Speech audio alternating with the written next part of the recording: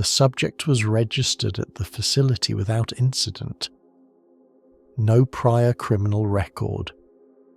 No documented history of institutional contact. No neurological anomalies detected during intake. Cognitive baselines remained within acceptable deviation. Identity verification was completed. Biometrics matched civil records. No duplicate profiles were detected. No external flags were returned. The designation Subject 0 was assigned internally, for indexing purposes only. This designation does not appear in any external documentation. The first session did not begin as an interrogation. No formal charges were present. No accusation was made. No coercive protocol was authorized. The subject began speaking before a structured interview format was approved. This deviation was later questioned. No corrective action was filed.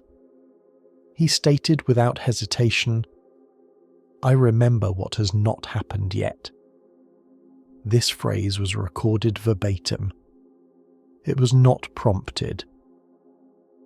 The subject repeated it once, then stopped speaking, as if waiting for a response. A staff note appears in the margin. He says it like a fact, not a claim. This note was flagged as non-procedural. It remains as file. When asked to clarify the statement, the subject rejected multiple terms. He did not describe visions. He did not report dreams. He refused the word prediction. He rejected the phrase future sight as inaccurate. He described the memories as ordinary recollections, incomplete, fragmented, degrading when revisited. He stated that the future felt distant in the same way childhood does. Certain details remained vivid. Others were inaccessible. When asked to specify dates, the subject expressed irritation. Temporal markers, he stated, were unreliable. What remains, he said, is not when it happens, but that it has already happened. This phrasing was noted as semantically inconsistent. The subject was informed that paradoxical language would be treated as symptom expression. He acknowledged the statement without objection.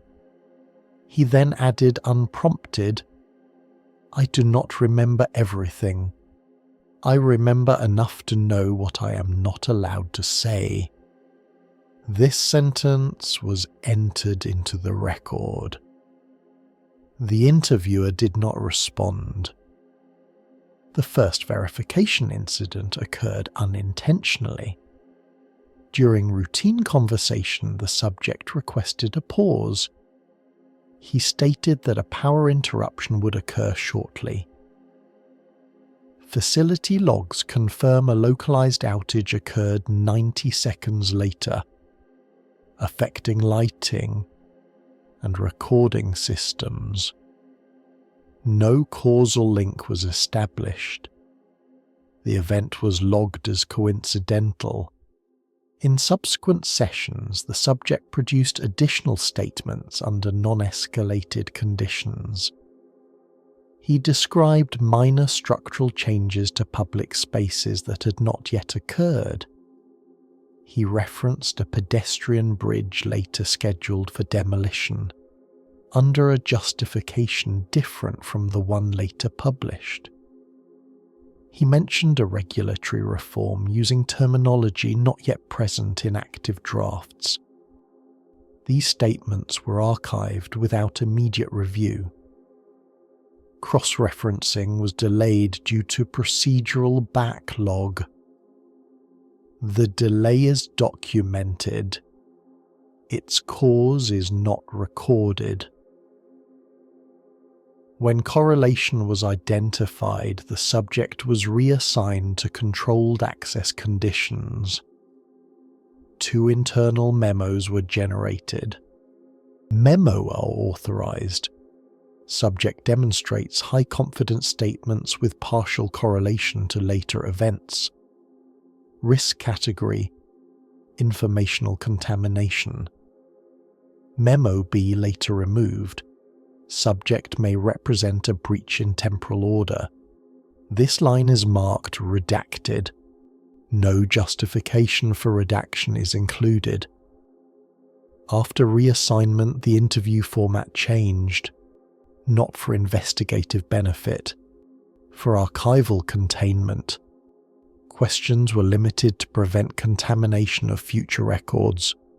The restriction order lists no author, only a timestamp. The subject was informed that predictive statements were no longer permitted. He acknowledged the restriction without protest. He continued speaking. He stated that the memories could not be silenced, that withholding them created a sensation analogous to forgetting one's own name. When instructed to stop describing events, he described absences instead. There are days, he said, that feel missing, not erased, just never formed. This statement was flagged for ethical review. The interviewer requested clarification. Missing for you, or missing for everyone? The subject did not answer directly. He said only, "You keep asking as if it matters who it belongs to." This remark was not categorized. A second staff note appears. "We are interviewing the archive, not the man." This note was later crossed out but remains legible. Physiological monitoring showed no stress indicators during disclosure. When asked how far his memory extended, the subject paused. He stated that the memories did not end abruptly.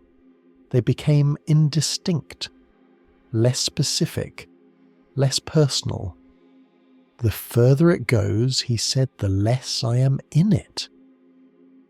At no point did the subject claim knowledge of outcomes of personal relevance. He did not describe his own death. He did not claim survival. He expressed uncertainty as to whether the future he remembered remained valid. He suggested that observation might destabilize recall.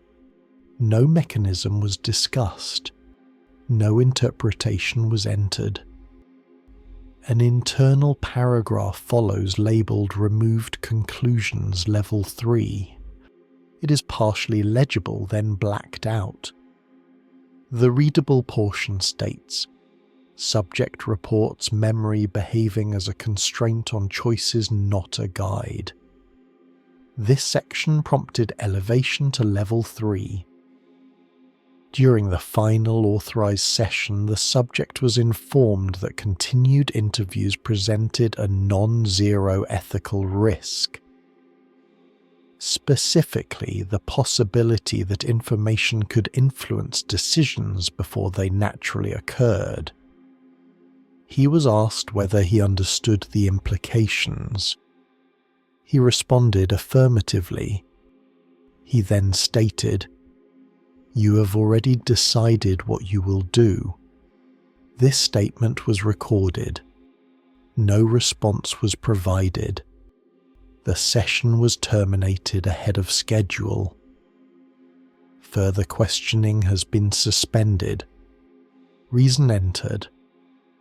Unresolved temporal asymmetry with ethical exposure. The subject remains under observational status only. No future access has been authorized. Record status. Interrogation suspended. File remains open.